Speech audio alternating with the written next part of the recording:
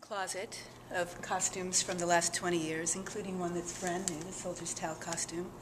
We haven't performed this yet. Oh, wow. Oh, approaching climax, grim piece. Ein, zwei, drei. This is the oldest, Okay. 1989. Oh, This my was, God. Are those original? Yes, actually, this was danced by Jane Weiner, Lisa Nixt, Lisa Nix, really? Ben Munisteri, and Doug Elkins. They didn't wear dresses. They had coats and towels. We've got the witches from Dido, Rock Me Mama. Let me original see. costumes. Rock Me Mama. Can you pull Rock it Me out a Mama's little bit? very simple. Uh-huh. Who is your costume designer? Have you had the same person over the 20 Katrin years? Schnabel has done a lot. Wow. The Soldier's Towel is Liz Prince. Oh. A lot of it's me Uh-huh. and kind of vintage shopping. Vintage shopping, and do you also sew? I used to embroider, so I know how to do detail. But I've discovered every inexpensive store for leggings in New York. Oh, so we'll have to talk later Yeah. about all of that. And these are helmets. They're for the crash helmet piece. Everybody has one. There's about 20. Uh-huh. And it's based on an original solo that I did in '86 called Head First. Yeah. But I'm calling this one the Crash Helmet Brigade.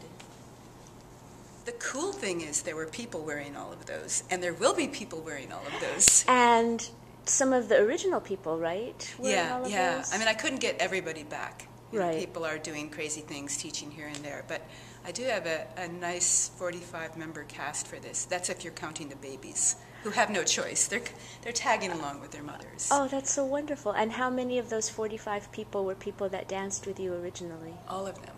All of them? Yeah. Every single I had person? one new person who is filling in for someone whose hips just didn't want to run. That's amazing, Jody. Yeah. It's a very beautiful thing, isn't it, to bring all those people back?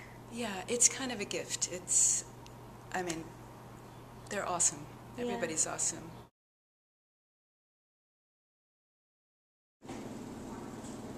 Well, I don't think, being that the medium of dance is done by people, that you can get away from the human, Right. the human form. You can imagine something that you want your audience to imagine. For example, I took ballet the other day, and Christine Wright said, imagine you have a dot on your head. What color would it be? Imagine you have energy through your fingers. What color is radiating out of your fingers? Put a dot in the middle of your foot. That abstract concept of these landmarks in your body and how you send it out, and how you connect. We can do anything abstract with idea in our body, but you're not going to get away from the fact that there is a human being out there doing it for you. Right. And if you try to just be a line, you're still a person who's embodying a line. Exactly. Yeah. So I'm all for using the imagination to go new places with the human form. But I would say I'm the antithesis of lines and points in space as pure abstraction. I didn't know I wanted to be a dancer until I was a sophomore in college, and someone dragged me to a modern dance class. I was doing gymnastics and diving, just to impress the lifeguards, not really anything professional, but I got really good at that because I was a big show-off off the high diving board.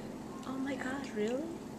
If ever there was a 5-meter board, I would, go up there and be up there with these big burly guys who were bald and lock my head in and dive.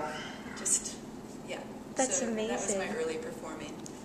And water ballet, I did water ballet, and we had a middle school, we called it junior high, where, if you're doing developes, you're lined up and going, I'm treading here. Yes, I know. Figure-eights. I'm imagining the water there. Oh, my God. We got graded. I remember we got graded on backstroke, and I kept doing my baby finger like this. I had tension in my baby finger. And Did I you get remember demerits or something? Mrs. Pritchard, she was grading us, and she walked by with her clipboard, and she saw me do my little bad habit of sticking my finger out, and she went, and she gave me like a B in swimming, and I was really good. Oh, my God. That's horrible. I used to race, too. I was freestyle. So what was the dance class that you got dragged into? Modern Dance 101 with an amazing teacher, Dixie Durr, at Michigan State University. And what did you see that really enthralled you? Well, it was hard. It was hard to pick up the combinations. I liked being around these people who put all their focus into movie. But it wasn't until this guy came from New York to teach a workshop. He danced with Nikolai, Elwin Nikolai. His name was Emery Hermans. Huh.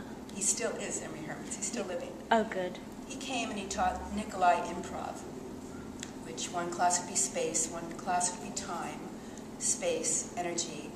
And this I loved. Improv I could do. It wasn't like I had to memorize things and learn one side and then the other, which I felt, for a beginning dancer, like, wow, that's Yeah. crazy. I just got it on one side and now we have to turn it around.